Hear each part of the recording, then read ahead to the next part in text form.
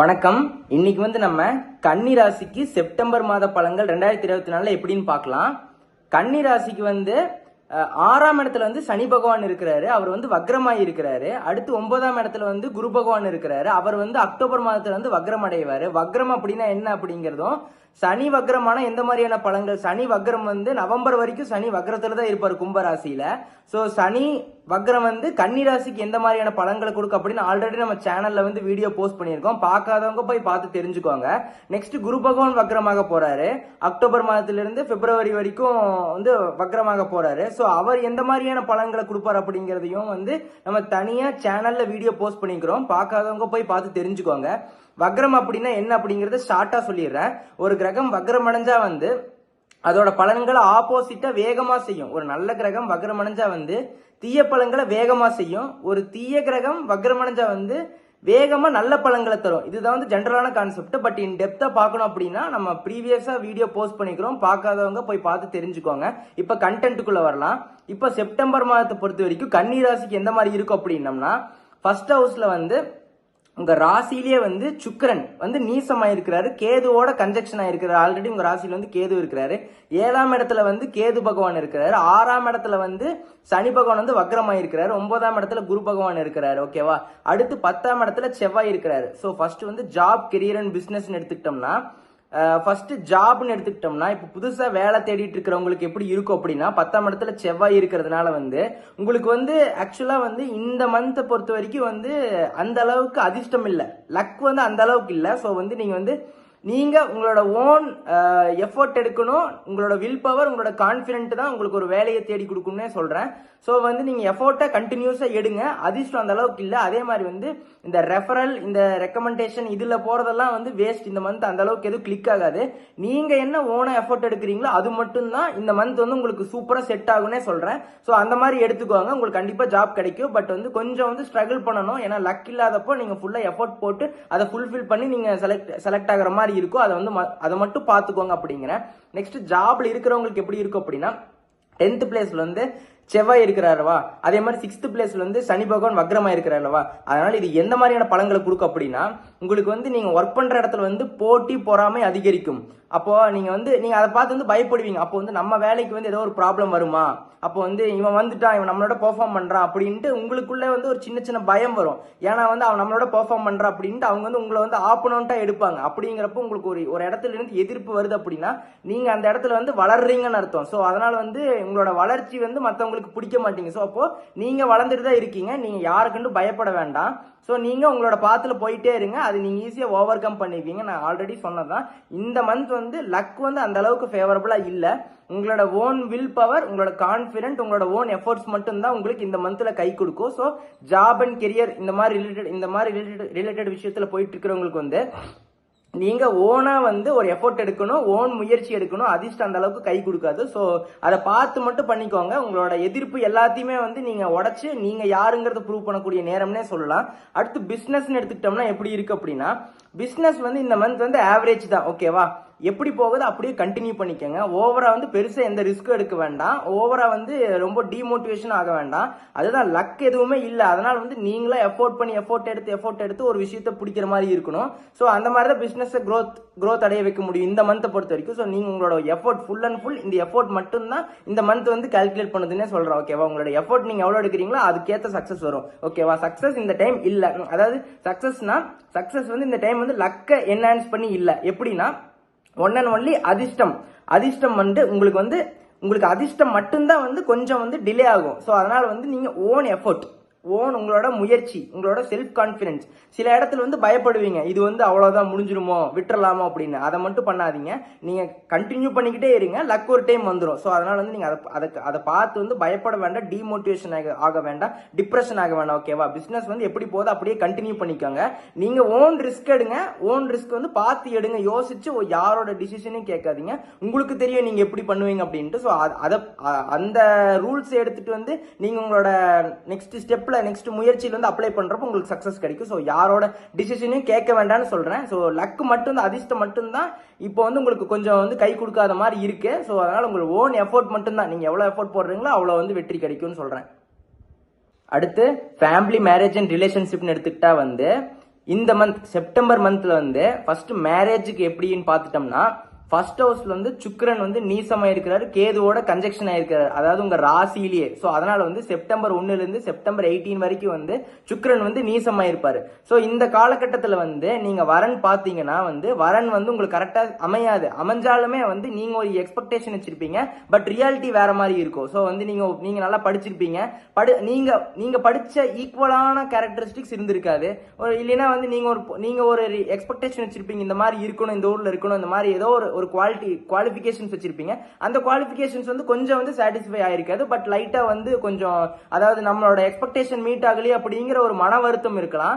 So வந்து என்னதான் கொஞ்சம் செட் ஆகுறது வந்து கொஞ்சம் தள்ளி போகுன்னே சொல்றேன். ஸோ செப்டம்பர் 1 டு செப்டம்பர் 18 வரைக்கும் வந்து நீங்க வந்து அலையன்ஸ் பாக்குறீங்க அப்படின்னா வந்து சுக்கிரன் நீசமா இருக்கிறாரு, கேதுவோட கன்ஜெக்ஷன் ஆயிருக்கிறாரு. ஸோ அப்படிங்கிறப்ப இந்த பெர்ஃபெக்டா இந்த டைம் பீரியட் வந்து இந்த 18 நாளைக்கு வந்து உங்களுக்கு வந்து ஒரு நீங்க என்னதான் வந்து ட்ரை பண்ணாலுமே வந்து உங்களோட எக்ஸ்பெக்டேஷனை மீட் பண்ணாத அளவுக்கு தான் இருக்கும். ஸோ இந்த ஃபர்ஸ்ட் 18 டேஸ் வந்து கொஞ்சம் பொறுமையா இருக்கலாம், அவசரப்பட வேண்டாங்கிற. ஏன்னா வந்து நீங்க ஒன்று எதிர்பார்ப்பீங்க, பட் நடக்கிறது வேற மாதிரியா இருக்கும். நீங்க ஒரு பார்ட்னர் வந்து எதிர்பார்க்கிறப்ப அவங்க வேற மாதிரியான குவாலிஃபிகேஷன்ஸ்ல உங்க எக்ஸ்பெக்டேஷனுக்கு மீட் பண்ணாத மாதிரி இருப்பாங்க, ஓகேவா? இல்லைன்னா உங்க எக்ஸ்பெக்டேஷன் 100% மீட் ஆகாத மாதிரி இருப்பாங்க. ஸோ அப்படிங்கிறப்போ இந்த காலகட்டத்தில் வந்து கொஞ்சம் அமைதியா இருந்துட்டு அதுக்கப்புறம் பொறுமையா இருந்துட்டு நெக்ஸ்ட் வந்து பார்க்கலாம். அப்படிங்கிற எப்ப அப்படின்னா 18க்கு அப்புறம் வந்து அவர் வந்து துலாம் ராசிக்கு ஷிஃப்ட் ஆயிடுவார் சுக்கிரன். அங்க வந்து அவர் வந்து ஆட்சி அடைவார், ஆட்சி பலம் அடைவார். அங்க வந்து உங்களுக்கு அப்ப 18க்கு அப்புறம் வந்து பெர்ஃபெக்டா இருக்குன்னு சொல்றேன், ஓகேவா? சோ அது வரைக்கும் வந்து கொஞ்சம் பொறுமையா இருக்கிறது ரொம்ப நல்லதுன்னு சொல்றேன் வரன் பார்க்குற விஷயத்துல.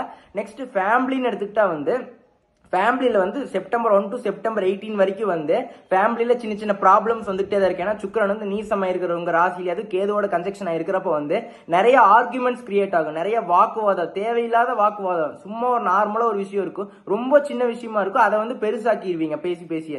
ஒன்னா நீங்க இல்லைன்னா உங்களோட லைஃப் பார்ட்னர் வந்து பெருசாக்கிடுவீங்க. ஸோ அதனால வந்து நிறைய ப்ராப்ளம்ஸ் கிரியேட் ஆக வாய்ப்பு இருக்கு. பட் வந்து ஒரு நல்ல விஷயம் என்ன அப்படின்னா குருவோட பார்வை வந்து உங்க ராசி மேலேயே இருக்கிறதுனால வந்து அந்த அளவுக்கு எந்த ஒரு ப்ராப்ளமும் பெருசாகாது. ஸோ வந்து அது வந்து நிவர்த்தி ஆயிரும். பட் ஆனாலுமே வந்து நீங்க தேவையில்லாம வீண் வாக்குவாதத்தில் ஈடுபட வேண்டாம்னு சொல்றேன். ஸோ அமைதியே இருக்கிறது ரொம்ப நல்லதுன்னு சொல்றேன்.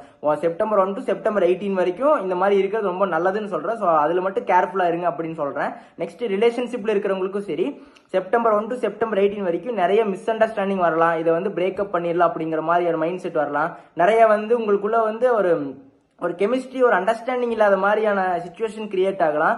ஸோ அதையும் நீங்க ஹோல்டு பண்ணி நீங்க பொறுமையா அண்டர்ஸ்டாண்ட் பண்ணி நெக்ஸ்ட் லெவலுக்கு வந்து நீங்க மூவ் ஆன் ஆகி வரணும் அப்படிங்கிறேன். ஸோ வந்து நீங்க ஒரு விஷயத்தை நம்பி மட்டுமே வந்து இது செட் ஆகாதுன்னு யோசிக்க கூடாது. அந்த டைம் பீரியட்ல அப்படி உங்களுக்கு திங்க் பண்ணலாம். ஸோ வந்து ஓவரா திங்க் பண்ணாம, ஓவரா வந்து ஆர்குமெண்ட் கிரியேட் பண்ணாம, மிஸ் அண்டர்ஸ்டாண்டிங் இருந்தாலுமே வந்து விட்டு கொடுத்து போறது ரொம்ப நல்லதுன்னு சொல்ற கன்னிராசிக்கு செப்டம்பர் மாதத்துல. அடுத்து மாணவர்களுக்குன்னு எடுத்துட்டா வந்து இந்த மந்த் செப்டம்பர் மந்த் ஸ்டூடெண்ட்ஸ், கன்னிராசி ஸ்டூடெண்ட்ஸ்க்கு எப்படி இருக்குன்னு பார்த்துட்டோம்னா புதன் வந்து 11th ஹவுஸ்ல ஃபேவரபிளா இருப்பாரு. அப்புறம் 4th ஆஃப் செப்டம்பர் வந்து சூரியனோட கன்ஜெக்ஷன் ஆவாரு. அவர் வந்து சூரியன் வந்து ஆல்ரெடி வந்து சிம்ம ராசியில் இருப்பாரு. ஸோ அங்க வந்து ஆட்சி அடைவாரு. அது இல்லாம புதனும் சூரியனும் சேர்ந்தா புதாதித்ய யோகம் உண்டாகும். அதனால வந்து கல்வியில ஒரு நல்ல ஒரு மேன்மை ஏற்படும், எஜுகேஷன்ல ஒரு நல்ல ஒரு இம்ப்ரூவ்மெண்ட் ஏற்படும்னே சொல்லலாம். நல்ல ஒரு எக்ஸாம்ஸ் எல்லாம் நல்லா சூப்பரா கிளியர் பண்ணுவீங்க. இந்த மாதிரியான டைம் பீரியட கரெக்டா யூஸ் பண்ணிக்கோங்கன்னு சொல்றேன். ஸோ அதுக்கப்புறம் என்ன ஒரு ப்ராப்ளம்னா first half of the month ஒரு 16 நாள் வரைக்கும் ஓகேன்னு சொல்லலாம். அதுக்கு அடுத்து second half of the month கொஞ்சம் வந்து ஆவரேஜா தான் போகும். அந்த டைம்ல வந்து நீங்க எந்த ஒரு டிசிஷன் எடுக்காம பெரியவங்க, அதாவது எல்டர்ஸ், அதாவது டீச்சர்ஸ், அப்பா அம்மா இல்ல அண்ணா அக்கா, இவங்களோட சப்போர்ட்டை எடுத்துக்கிட்டு ஒரு டிசிஷன் எடுத்தீங்கன்னா அதுல ஜெயிப்பீங்கன்னு சொல்றேன், ஓகேவா? ஏன்னா second half of the month அந்த அளவுக்கு ஸ்டூடெண்ட்ஸ்க்கு ஃபேவரபிளா இல்ல. ஏன்னா வந்து சூரியன் வந்து 16th ஆஃப் செப்டம்பர் வந்து கன்னிராசி உங்க ராசிக்கே வந்து டிரான்சிட் ஆவார். அங்க வந்து கேது பகவான் இருக்கிறாரு, ஓகேவா? அதோட கன்ஜெக்ஷன் ஆவார். அப்புறம் வந்து செப்டம்பர் 23ல வந்து புதன் வந்து உங்களோட, அதாவது உங்க ராசிக்கே வந்து பயிற்சி அடைவார், அடுத்த நெக்ஸ்ட் ஹவுஸுக்கு டிரான்சிட் ஆவார். ஸோ உங்க ராசியில டிரான்சிட் ஆகிறப்போ புதன் வந்து அங்கே உச்சம் அடைவார். ஆனால் வந்து கேது பகவானோட இருக்கிறதுனால வந்து நிறைய இடத்துல என்ன பண்ணுவீங்கன்னா ஓவர் திங்க் பண்ணி வந்து அந்த விஷயத்தை வந்து சொதப்பிடுவீங்க அப்படின்னு சொல்றேன், ஓகேவா? ஓவர் திங்க் பண்ணிக்கிட்டே இருந்தா வந்து அந்த விஷயம் வந்து நம்மளுக்கு ஒரு விஷயத்த ஓரளவுக்கு திங்க் பண்ணா பெர்ஃபெக்டா இருக்கும். அதே ரொம்ப அதை டீப்பா இறங்கி அதை திங்க் பண்ணிக்கிட்டே இருந்தோம்னா அது ராங்கா போயிடும். ஸோ அதனால கேது என்ன பண்ணுன்னா ஒரு திங்க் பண்றது ஆப்போசிட் டைரக்ஷன்ல திங்க் பண்ண வச்சு அந்த மாதிரியான கிரகம் தான் வந்து கேது. ஸோ அதனால வந்து ஒரு வழியை திங்க் பண்றீங்கன்னா நல்லா யோசிச்சு பெர்ஃபெக்ட்டா திங்க் பண்ணிக்கோங்க. ஓவர் திங்கிங் பண்ணி அதனால ராங்கா டிசிஷன் எடுக்கக்கூடிய வாய்ப்பு இருக்கலாம் சில பேருக்கு. சோ அதனால வந்து ஓவர் திங்கிங் பண்ண வேண்டாம்.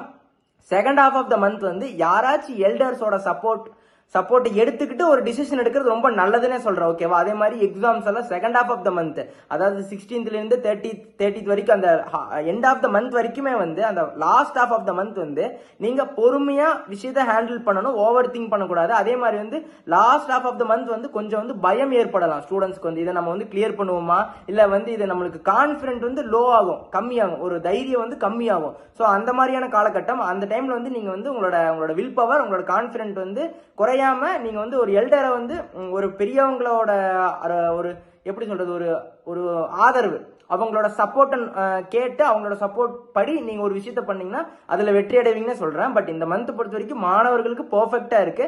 ஸோ எல்டர்ஸோட சப்போர்ட் எடுத்துக்கோங்க. நீங்களும் ஒரு விஷயத்த வந்து யோசிச்சு கரெக்டா முடிவெடுங்க, ஓவர் திங்க் பண்ண வேண்டாம்னு சொல்றேன் மாணவர்களுக்கு. அடுத்து ஹெல்த்னு எடுத்துக்கிட்டா செப்டம்பர் மாதத்துல கன்னி ராசிக்கு எப்படி இருக்குன்னு எடுத்துக்கிட்டோம்னா, ஃபர்ஸ்ட் ஹவுஸ்ல வந்து கேது பகவான் இருக்கிறாரு. செப்டம்பர் 1 to செப்டம்பர் 18 வரைக்கும் வந்து சுக்கிரன் இருப்பாரு, அங்க வந்து நீசமா இருப்பாரு. சோ சுக்கிரன் வந்து 18th அப்புறம் வந்து துலாம் ராசிக்கு செகண்ட் ஹவுஸ்க்கு டிரான்சிட் ஆனாலுமே வந்து சூரியன் வந்து 16th of செப்டம்பர்ல வந்து உங்க ராசிக்கே வந்துருவாரு. சோ அப்போ வந்து உங்க ஃபர்ஸ்ட் ஹவுஸ், உங்க ராசினா எதை குறிக்குது அப்படின்னா தலைப்பகுதி தான் குறிக்குது. உங்க ராசி மண்டலம் அப்படின்னா அது வந்து உங்க பார்ட் ஆஃப் த பாடியில் வந்து ஹெட், தலையை குறிக்குதுன்னே சொல்லலாம். சோ அப்போ வந்து இஎன்டி ப்ராப்ளம் சில பேர்த்துக்கு வரலாம், சில பேர்த்துக்கு வந்து தலைவலி வரலாம். ஓவரா வந்து இந்த தலைவலி நிறைய இதாகலாம். ஓகேவா? தலைவலி ப்ராப்ளம், ஹெட்ஏக் நிறைய பேர்த்துக்கு வரலாம். ஓகேவா? நெக்ஸ்ட் வந்து என்ன அப்படின்னா, கேதுனா சம்டைம்ஸ் வந்து இந்த மாதிரி வந்து சுக்கரன்னா ஃபுட் ஐட்டம்ஸ் வந்து வெளியில சாப்பிட்றதுனால ஃபுட் பாய்சனிங் ஆகலாம். ஸோ வந்து வெளியில சாப்பிட்ற ஜூஸ் வந்து செட் ஆகாம போகலாம். ஸோ அப்படிங்கிறப்ப வெளியில சாப்பிட்றது வந்து கம்மி பண்ணிக்கோங்க, அவாய்ட் பண்ணிக்கோங்க இந்த பர்டிகுலர் மந்த்தை பொறுத்த வரைக்கும். அதே மாதிரி லாஸ்ட் ஹாஃப் ஆஃப் த மந்த்ல வந்து 23rd of செப்டம்பர்ல வந்து புதன் வந்து உங்க ராசிக்கே வந்து பயிற்சி ஆவாரு. ஸோ அப்போ உங்க ராசியில ஒரு உச்சமான வந்து கேது பகவானோட கன்ஜெக்ஷன் ஆயிருக்கிறப்போ வந்து நான் வந்து நிறைய பேர்த்த பார்த்திருக்கேன். புதன் ஆதிக்கத்துல பிறந்தவங்க வந்து எப்படி இருப்பாங்கன்னா, நிறைய விஷயத்தை திங்க் பண்ணிக்கிட்டே இருப்பாங்க. அதாவது பிசிக்கலா இங்க இருப்பாங்க, மென்டலி வந்து எங்கேயோ இருப்பாங்க. அதாவது வேற சிந்தனை வந்து அவங்க வந்து எக்ஸ்ட்ராடினரியா திங்க் பண்ணுவாங்க ஒரு விஷயத்தை. அப்போ வந்து சோ அதுதான் வந்து அவங்களோட கேரக்டர்ஸ் அப்படிங்கிறேன். அவங்களோட கேரக்டரிஸ்டிக்ஸ் அதுதான், அவங்க கேரக்டர் அதான், அதை வந்து சேஞ்ச் பண்ண முடியாது. ஸோ அப்போ வந்து ஓவரா திங்க் பண்ணுவாங்க. நான் ஆல்ரெடி அதான் சொல்லியிருக்கிறேன், ஓவரா திங்க் பண்ண வேண்டாம்.